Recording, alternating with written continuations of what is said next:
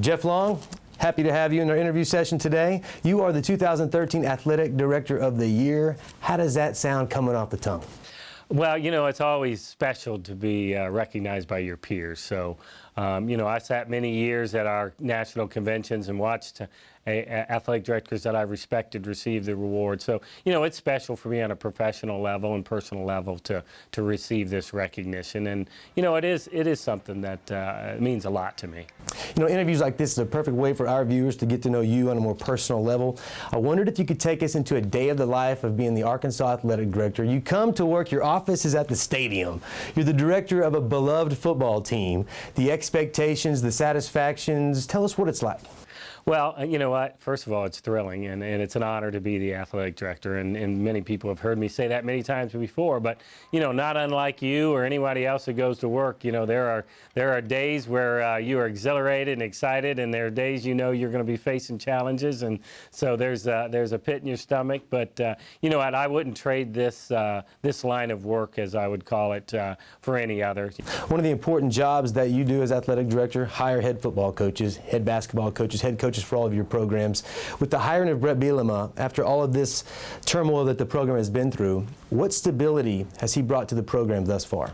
Well, I think that's the key word. You know, we went through a year, 9 months of instability, and now to have a head coach, one that's has the personality and that Bret Bielema does, to have that sense of we have our leader.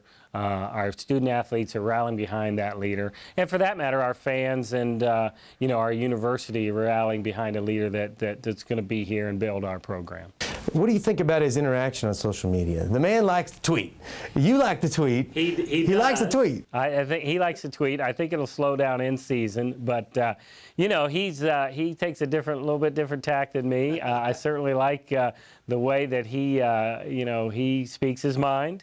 And I'm always try to be a little more cautious, but I like to have fun on Twitter. But, you know, Bret understands it and uses it. And, you know, there's nothing that's made me uncomfortable in what he does. And, again, you got to know that he likes to fire back. He likes to push back. But I don't think he's crossed any lines in that regard. You know, Coach Bielema is very confident in terms of facing the expectations of the SEC, not backing down to the Alabamas, LSUs, Auburns of the world. What do you think about his attitude toward that? Well, hey, if you're not confident in the SEC, whether it's a football coach, a student athlete, or an athletic director, you're going to get eaten alive in this conference, because it's the toughest conference in America. So, you know, you got to have confidence. You got to believe in who you are, what you're doing, and what you're building with our program. So, you know what? I would be concerned if Coach Bielema and our other coaches didn't have a certain amount of swagger, a certain amount of confidence that shows, hey, we know what we're doing. We're building a program. We're going to be a winner. We're going to challenge for an SEC championship and a national championship at some point.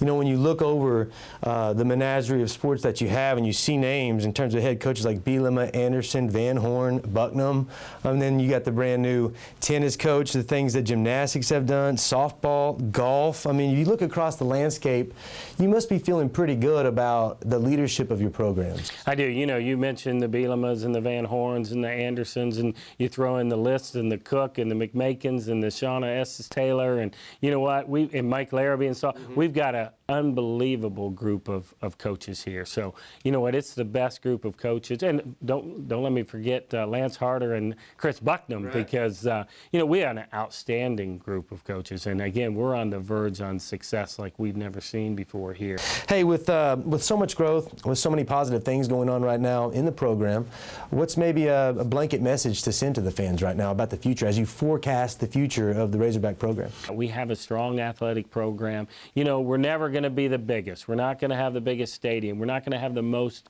revenue. We're not going to spend the most in our program. But what I've said before is we need to move the needle so we can be closer to the top and be in striking distance. And then we'll do what Razorbacks have always done. We'll do more with less. We'll overachieve.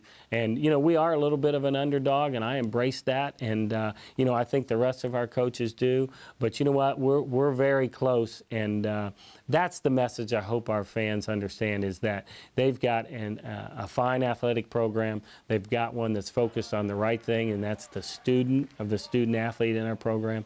Our academic GPA is higher than it's ever been. So we've done wonderful things. Our coaches, our student athletes have progressed academically. And then with our Directors Cup performances over the last 5 years, they've seen us improve athletically across the board as well. So I think we're performing at a high level, but we haven't reached our goals. We haven't reached our full potential, and that's what we're striving for.